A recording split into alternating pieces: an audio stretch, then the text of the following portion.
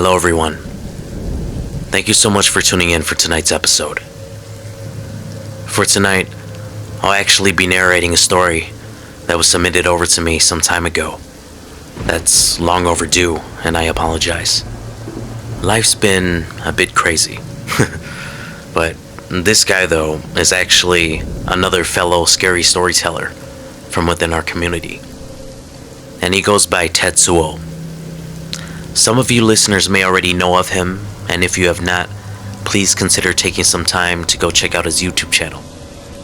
Tetsuo Tells a Story. I mean, this young cat has shown me nothing but respect from when he first started narrating stories himself. He actually reached out to me personally to tell me how much of an inspiration I've been to him to help him launch his own channel. And that means more than what words can say. I actually want to thank him for showing me the love and support he has shown towards my content. So, to Tetsuo, if you're listening, thanks, bro, and keep it up. And with that said, let's get on with the story.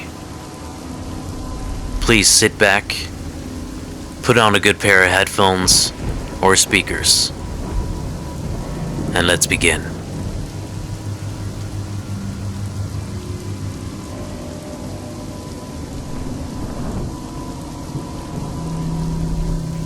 This incident happened to me when I was 10 years old.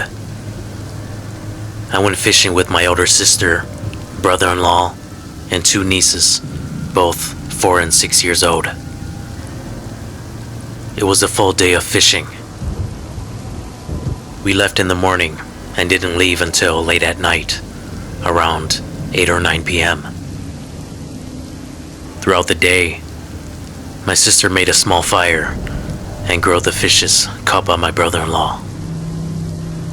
I sat near my brother-in-law and listened to his fishing and hunting stories. My nieces were playing house and used sticks and whatever rubbish was there to pass time. It was a fun day of fishing, filled with laughter and great food. That was until the late night drive back home. My brother-in-law was driving, and my sister was in the front passenger seat. I sat in the back behind my brother-in-law, and my 4-year-old niece was in the middle, and the 6-year-old was to the right of her, both in their booster seats. So as we trotted down the interstate, headed back home, some time has passed by now.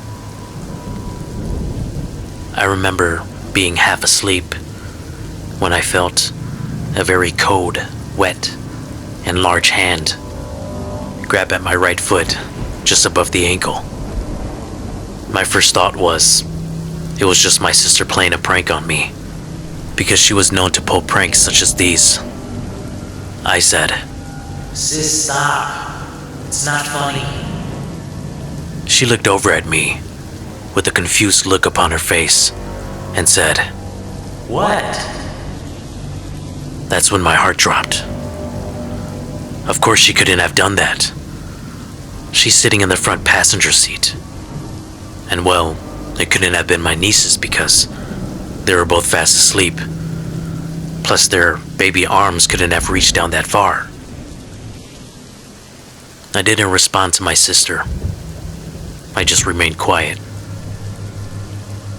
And then, just moments later, it happened again. The cold, wet hand grabbed my foot. This time, the only logical explanation was that it had to have been my brother-in-law. I said, "Bro, seriously. It's not funny, man. Stop grabbing my foot." He responded with, "What are you talking about?" with this cold, wet hand still gripping away at my foot. I leaned over to see if my brother-in-law had both hands on the steering wheel. And of course, he did indeed have both hands occupied driving. After seeing this, I kept quiet the whole time as the cold, wet hand held its firm grip on my foot. As we got near town, the city lights came into view, letting in some light into the car. I felt a little bit more brave, with a little bit more courage, so I slowly crept my hand down and grabbed it. It was ice cold. I yelled out, I got it! My shout scared everyone and woke my two nieces. My sister became upset and asked me what my problem was. That's when the cold, wet hand pulled away. Once we reached home, I told my sister and brother-in-law exactly what happened. They told me not to be scared and that it was probably just the cold, chilly breeze from the Midwestern fall, and that the car was poorly insulated. You know, the usual things that older folks tell you to not scare you any more than you already are. I think, in their heart of hearts, they knew I wasn't joking, but to reassure and to calm me down, they said it as such, to somehow help me. And somehow, it kinda did. For I was just a young boy back then.